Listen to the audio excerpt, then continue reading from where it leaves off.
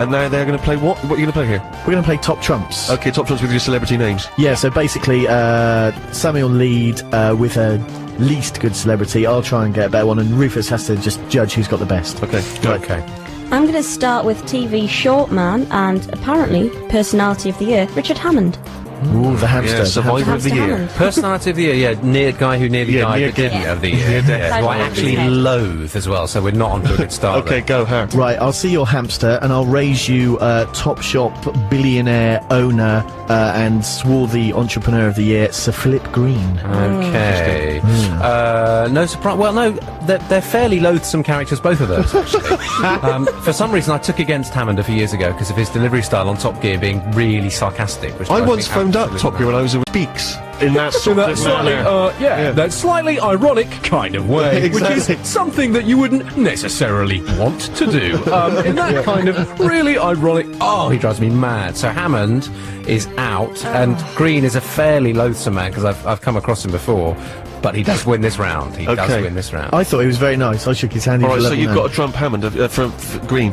Yeah, You, Sammy? I'm gonna go for. I'm gonna be a bit sneaky here and go for a double of comedy duo Peg and Frost. That's Simon Pegg, Nick Frost on the Nick table Frost, there. they made the move into films. That's a good one. I'm going to trump you. You've mentioned him already, but hey, this guy came all the way from the States. Rap superstar Kanye West. You see, I'm loving Late Registration, big Kanye fan, and he's a big name to come over to these awards. But Frost and Peg, I mean, come on, I love them. Fantastic. I'm going to go with those two. Yes, Nice work. genuinely getting competitive now. Is this your last round then? Last one, last All right, one. you better pull out a big hitter there, Sammy. Grandfather of rock, I would go far as saying, and look-alike of my big nana, Paul McCartney. Paul McCartney's on the table. And I noticed there Paul McCartney's name card does not have Sir Paul McCartney. I imagine he kicked up quite a rumpus. I imagine he was livid. Well, I can quite happily trump that with my last card, which is guest of James Blunt. Before you go there, it was, of course, Yoko Ono, with who he's now romantically linked, and who broke up the Beatles, Paul McCartney's band, so she's better, thanks. What, he's romantically linked? Is that a joke? Well, it's just an untruth. One of my favourite bands of recent years was Cinerama, which was David Gedge's post-wedding present outfit. And there's a new 3 CD box set of Cinerama Peel sessions available, and from it, that's a live version of a track called Hard, Fast and Beautiful, which was recorded at a concert stage in celebration of John Peel's 60th birthday. So Steve J, BBC Six Music, back after the news. Missy Elliott and Ludacris and Gossip Folks from a couple of months or years back, I forget exactly when. There's a cracking tune. This is Steve Show, BBC Six Music, live on tape from the BBC. We are not in the studio, do not text or email. This is pre-recorded earlier in the week. Thanks for listening in, and thanks for listening again if that's what you're doing. And I'm here with my cronies. It's Harry, he's a banker, Super Posh Rufus, and Sammy. And Harry and Sammy were lucky enough to come with me this week to the glamorous GQ Awards, which I have to say, I've been to a few award ceremonies. It certainly was one of the most star-studded. I was very impressed, in fact. So I don't want to, as I say, sound like we were just kind of constantly going on about our showbiz lives. But it was interesting, and I thought it was nice to just take a couple of, nobodies along to this and just see how they could mingle and interact. Did you feel that you could just, was it like Cinderella going to the ball? Did you just effortlessly blend in? The fact that we were nobodies was our saving grace. We could absolutely. get away with murder. It was brilliant. That no one was going to get upset by us. We were just charming little ragamuffins running around causing mischief. And did you speak to anyone particularly exciting? Well, yeah, we talked to the Edge, didn't we, Sam? Yes, we did. We had a little bit of crack with the Edge. Did he start the conversation? Was he just a bit bored, stood in the corner on his own, like at a party? I don't know anyone here. He's bored with Sir Paul McCartney. I believe one of us was trying to lean over to get some sort of place name, as seemed to be the theme of the rest of the evening. And he was having his photo taken with some women. And he just started commenting on, it's nice to have your photo taken, and he was having a bit of banter with us. And I thought, I'm talking to the Edge, and I was like, so have you enjoyed your night? Oh, it was cracking night. And he went on, and he was just absolutely lovely. Yeah. Fantastic. And then Harry was camera in hand, just about asking for a photo, and he slipped off into the distance, not to be seen again. Yeah, but one of the highlights of the evening, I remember as we were sat watching the awards, it was when Elton John and the Edge were chasing off stage the man who designed the iPod. It's just a normal night Jonathan out. Ive. Exactly. What was particularly curious was the fact that because Elton John was hosting, people kept forgetting to pick up their scurry across the stage to give them goodie bags, which you just, it was the most bizarre. And Elton, as I say, was just improvising his speech. And at one point, Simon Pegg went up to accept an award, and as he walked off, Elton John went, "Well, we've had some." I don't know what it means. Oh, we've had some hot fuzz on stage tonight. What? What, do you mean? What does that mean, Elton? I think he was trying to suggest it was a kind of gay innuendo, but it didn't mean anything. It's like that Hop and Sulphur with we've had some hot fuzz, and everyone goes, and then examines it and goes, It doesn't why is mean that? anything. Unravel that for me. But Harry, I want to find out. Steve's been very coy about what he flew off the handle about on stage. Well, yeah, he just went a bit nuts. It's like he'd lost it, totally. He got up there and said, Hang on, I believe there was something before the getting up there. The not getting up there is what got me. Oh yeah, well obviously because it was Elton John presenting. As soon as Steve was announced, the music played. He sat around chomping on his pudding and drinking more wine, and had a very tortuous route to the stage. And obviously got up there and said, "Oh yes, Sir Elton, see what it's like having to wait." As he did to Ricky, of course. Nice. Ricky One in the Gervais. eye for Elton. Well, no, it wasn't. I don't want people to think I was being spiteful. I just thought it was a good a nice gag. little gaggy Great for Ricky gag. waiting at the Diana concert. Yeah. But it was treated as though I was genuinely attacking Sir Elton. There's a sort of hush in the room, like no one questions Sir Elton. No one- really? And I just thought, Elton knows it's a joke. Everyone knows it's a joke. Yeah. Slightly curious atmosphere. But then you were talking about, it's lovely to be recognised by a magazine. It's 90% adverts. And then you started slamming them for just hawking consumer goods and said, why don't you write some articles? It was like you were biting off your nose to spite the face that- my principle there was, it's like, at the end of school term, when you stage a little review and everyone Yeah. does an impersonation of the teachers. Yeah. And everyone likes it because it's like you're fighting against the man or whatever. And it's like, if you went to if you were doing, if you were like Jimmy Carr or something, doing a corporate on a Thursday night, you'd have a go at the MD, wouldn't you? You'd have a cheeky go at the MD and, the pension plan, and people were in hysterics, because I figured there'd be a lot of people there who worked for the magazine. And I genuinely, GQ is one of my favourite magazines when I'm in the Barbers. I don't know anyone who's ever bought a copy, but I'll happily read a copy in the Barbers. I think what it is, Steve, celebs in the outside world now, they get hounded by the press, they get people chasing them in the streets and throwing things at them.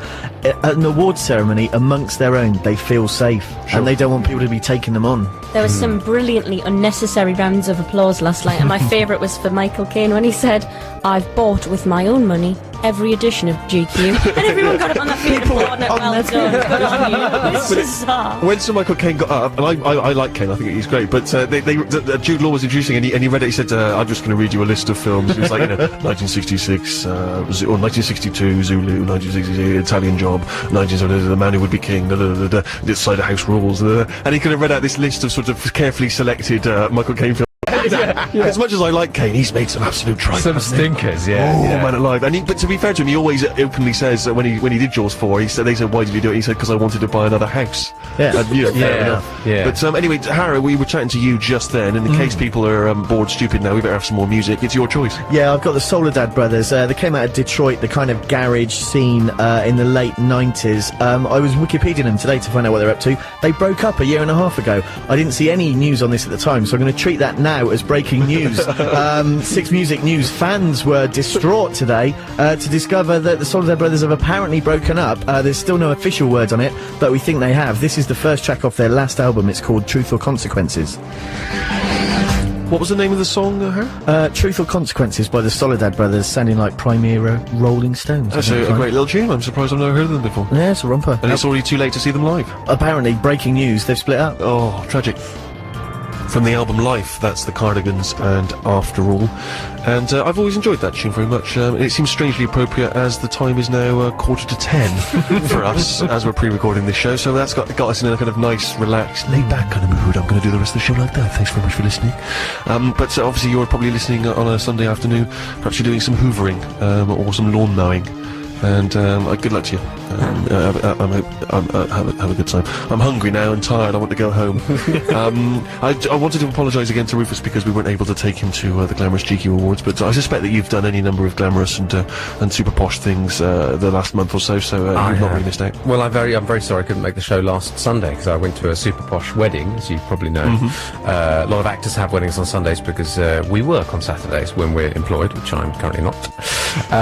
And there was an interesting moment at the wedding when the father of of the Bride was giving his speech, and first of all, he let out a little bit of racism. Oh dear. That's Slightly always awkward. accidental racism. Really, really mild, and really, really not meant to be racist, but just a little bit lazy racism. And then he managed to make a joke that I have realised since was one of the worst jokes I've ever heard, because, well, I won't tell you the exact joke, but it involved a Dutch cap. Right. Do you remember Dutch caps? You don't hear about Now, them. Sammy, you won't know what a Dutch cap is, will you? I believe I do, but I'm not gonna say what I think. You're it going is. to have a guess? No. I believe it's some sort of device to prevent children occurring. Children? Children. Children. I'm so sorry, I'm It quite is. tired as well. I think we can safely assume that most people under the age of kind of 25 won't have heard of what a Dutch cap is. And so, by making a joke about a Dutch cap, older people in the audience were just instantly offended. Anyone knew what it meant. Anyone who didn't know what it meant just didn't get the joke. Sure. So it's an extraordinary way of alienating half an audience and alienating the other half of the audience exactly at the same time and getting no laughs at all. And did it go from bad to worse then? Yes, it did, really. I'm terrified of the best man speech, you know, because I just feel like, expectations would be high, and I just feel the urge to be deeply offensive. Do you know what I mean? I just always, Roy Chubby Brown jokes run through my head. Yeah. Really offensive anti-wife jokes, the old ball and chain, and then just go on from there. Yeah. Swearing. I don't know why. I just get that urge again to sort of tip over the tables, and Yeah. take a leak on the dance floor. When we went to that baptism earlier in the year, I had to physically restrain you because you again, just being in church seems to make I you know, go it just nuts. makes me almost hysterical. Really? I remember we went to a wedding once here in Ireland, and we were just pointing. It was extraordinary because there was one child who was suddenly a child felt sick. I was overwhelmed with the urge to be sick and started running up one of the pews in order to try and escape the church before they threw up, but didn't make it. And all I saw was him trip over behind one of the pews and just vomit.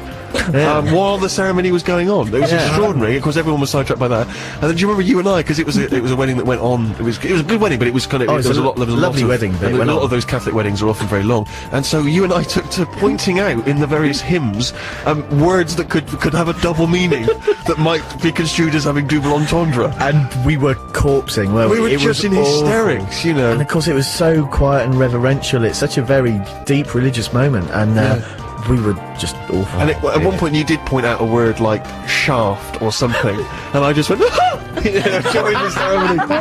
Oh, it was extraordinary. It was That extraordinary. reminds me of my brother who was at a wedding and turned to the friend next to him. She said, "How long do you think the service is going to be?" He said, "I think it might be an hour, maybe longer, as they've got communion." She said, "They've got a comedian." I remember I went to another Catholic wedding once, and I was on the bus being ferried. We were all getting taken from the hotel, and I was kind of mouthing off with various sort of irreligious views. And I turned around, and there was about 40 Catholic people who were just staring at me because I'd been slagging off about. Oh yeah, I'm sorry. It turns into the actual body of Christ, does it? And I turned around, and man alive, they were all staring at me. Someone came over and went, "I'm sorry, but you're actually being deeply offensive to a lot of our beliefs." It was just agonising. Oh, no. And I was sat on a table with the three of them as well. no! It was absolutely awful. And I remember, but then I remember I was at a wedding once, and I was on a table, and I was, angrily, by mistake, I'd been put on a table with there was lots of kind of hot single people, and then I was on a table with lots of couples, and they had a child at the table, and we were chatting. It was an Indian wedding, so there was lots of beautiful curries on the table. You could just help yourself. And suddenly, I'm just sat there, and I'm looking across at the table with all the kind of sexy people who are just laughing and in hysterics. And suddenly, this child's shoe comes flying, lands in the curry, it splashes all over my suit. And the family of the kid were going, "Oh, what is he like?" I thought, that's not enough.